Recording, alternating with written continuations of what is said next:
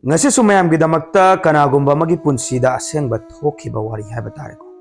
ama puduna laksari wari je taba matamda adom da kari phawbi ge habidusu mayamna comment da sungso soidana thambiramu ado wari je adum taminar sa haiba tareko hawrasi mem adudi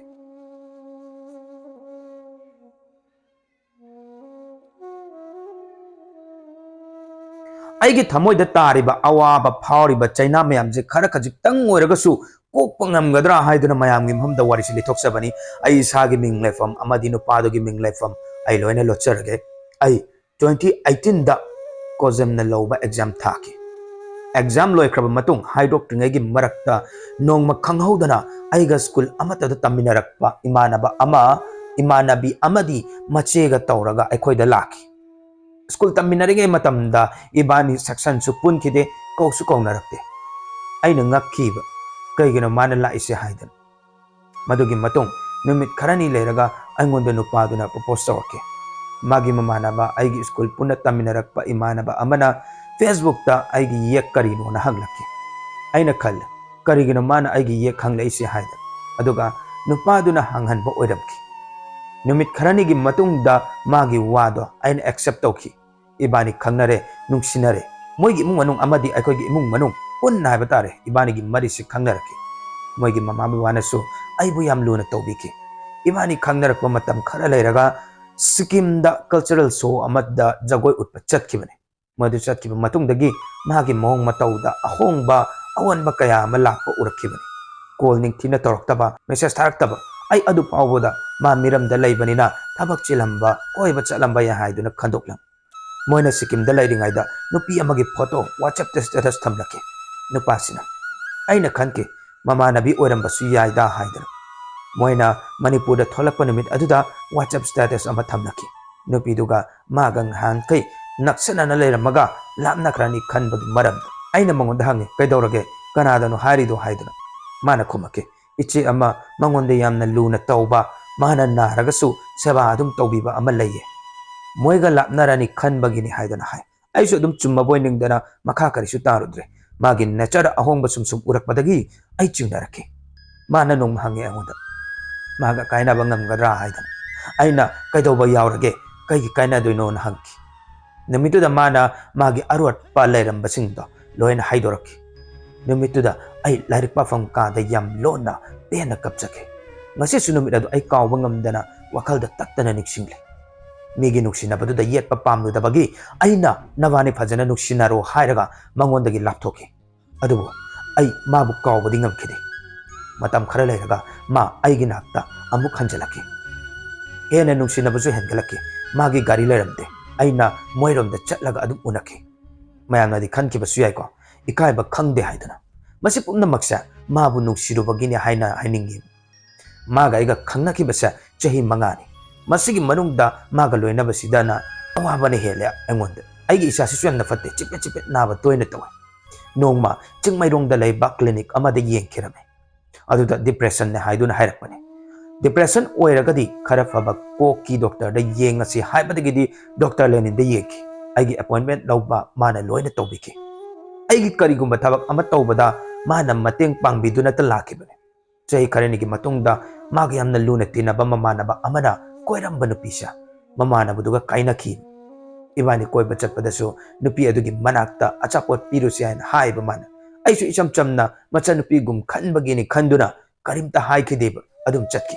अदुगदी मबानिसा मनुंगदा आइदि केमता अंगुंदा केमता खंगहनदबिदा नुसिनरमने आई थाजबा सुंगमखिदेबा हेक लुना तिनरिबा ममानबना कोइरंबा नुपी कोइरकपदुदा आई यामना कपखि आइगी पुंसिसा नोकपदगिदी कप्पना सरुक चामा चामा हेना हेले नोंगमसु आइगा नुपादुगा अखोइगा तिनबा अंगांग नुपा अमगा garden अमदा कोइबा चटपदा नुपीदो call तौरे कनागा चलिनो हंगपा माले आइना ने हाना खुम्मे आइगा खंगरिबा नुपासिना मागी अरोटपदो खंगकपा मिकुप्ता इबानी मतम खरा काइनरबा मतुंग माना लंजरे मतुंग तौरोय हाइबदगी आइसु नुक्सिबा कौबनिना यारे मियोबगी हाइनखिबि लिचत करमनदि सेमदोकपा ngमगने मतम खरा लेरगा मागी हौनबि लिचत अदो अमुक हौरके मागा अंगांग नुपा खरागा यामना लूना पुल्लिबा अंगांग सिंदुगी मरक्तगी अंगांग अमगी मचल नुपी अदुदुगा अमुक लोना खंगनरंबने आइंगोंदा मान हाय मागी जिम गी कंटेस्ट ले matam khara pau faunaroi si haidana hairi aina kanki contest ka aiga pau faunabaga kari mari leinage haidana nongma aina university da chatpa matamda nupi do mana bike ta pura chatkibodo aigi image sida uhoki isada su khangamdraba chaina kya amasu phauki ai gari thauna thauna magi mamana bada call tawraga hak manupi atopa koibra haidana moidi khangdi haidana haibiri e asengba achumba pumnama miyo amagi machildagi pumnama taba phangki ai mangondagi punsigi lap lagi haidana khanki lapsu lapki isa su depression leiribe hojik hojik maksu guli chaduna leiriba aina nungsiba amagi damakta asuk yamna wama chaina sa khangbada ai kai orambare masi kanagi maralno nungsibada thajaruba nungsibabu luna lawjaruba aigi iraloigadra thamoida faniyamna sauningba pendaba leiba taragasu ngasi phawbada mabu kaubadi leitri magi tungi punsida mai pakpa mitoi mi henba nungai batana thanba punsi ma haba oikibdo aduni aini isor magi mafumda nirise punsiga sengba nungsiba habsi karino magi mafumde khangjakibane nungsibabu khwaidagi kiba posak am oina sukhalle magi mafumdagi amuk hanna thajabaja ifamda mangkhre mayam aigi wari asida soike belanki biargaso mayam na ngakpigani habagi thajabado leijai tamthokning duna leramba pukningi awabasa miyamna tamthokpa phamhanbagi damakta RR story musu amadi wari asibu papiriba ichili naw singda hainingai leitana nungai jaba amadi thagachaba phongdokchare matung tarakpa tungi punsida su miyamgi seba henna ena tawba ngambo oyo haidana haibire ado ngasigi wari haitaragadi sisi ni bako hojik matamje kai haitare ko mi jingje ahen masu yamna pamnei ko haidi arang arak mayam pamna daba mi leitabasu nate arang arak na muloi tokro ngasai gi khoi gi wakhalon jini ba khwai maru oiri aigi wakhalon je chelai je aigi phatraba wakhalon je haitare si karai dei lai habje mayam amta khallo aduga comment haibiramo wakhalon je karai dei lakani haida haidi phataba wakhal mayam to ado phatteba ama nungsinani ama mukainani ama nungsinani am kai daudoi ba ai kai daudoi ai khangdri ba kari haidoi ai khangdri ba ado koi kaina ba jigi maram ju yam lei ko lan dabida kaina ba lan na kaina ba mayam am lei kare sauna ba dagi kaina ba misunderstanding dagi kaina ba adagi kanano mana kananom tamchalak pa dai yeng thinarak pa dagi kaina ba thajana rakta ba dagi kaina ba kaina bagi makal je aduki matik laikre aina ba tana ba yar tabagi kaina ba ado sumba kaina ri me amje khoi ngasagi ani do nusinari ba ani do na solve to ngamna rakta bagi ni aduna adu ngamge haiba taragadi amana haiba amana tana ba amana tana ba haitare ko amana mamu thaja ba aduga khoi gi ahen ba wakal khanda ba fataba thabak sidi tawroi da bani yaringe fataba thabak tawba haiba sina akhoi da kari su kana ba piroi ba fataba thabak tawba do sungsoi soidana aingonda su hanjalaga phangani fataba ba fataba sa akhoi da dum hanjalaga akhoi isa isa da phangjagani ba aina lalu ba taragadi ado awaba phangba haiba pochi kanamtana pamna thabak natti ado aina mayam da haijaning badi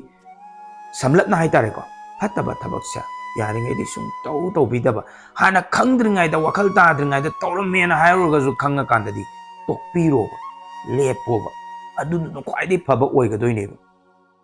masi hajaningi aduga ichalgi punsi da wagriba mayam do nabungi thamoi dagi aidi kothoga hekta hairage ko nungai phaba da oiro akhoi kai haitare tauru thabak khuding makta mai pakpa mina masak khangbi ba nungsibi ba aidigi punsi da akhoi ana ek yaudana pumnamak afaba oiro habase nabungi saitagi yam thamoi seng thamjari masi habaga loine na ngasi gi warisi matang asida loire ko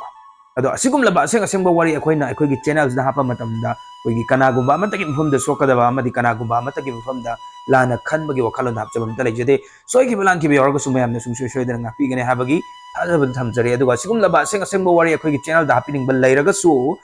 ai number am ta hapcharamge 9774505165 hariba number sida WhatsApp ta pau paubirau aduga adom na hapning liba wari singdo adom gi phone gi note state thokpire haraga akhoi gi WhatsApp number da copy paste toksandra thajan biro akhoi na sungsoi soidana adom gi wari singdo bo akhoi gi channels da hapangam na bo khona jarake adudi nasigi da makta di kainarsi mathangi wari da mo maya puna thengnarse ya fare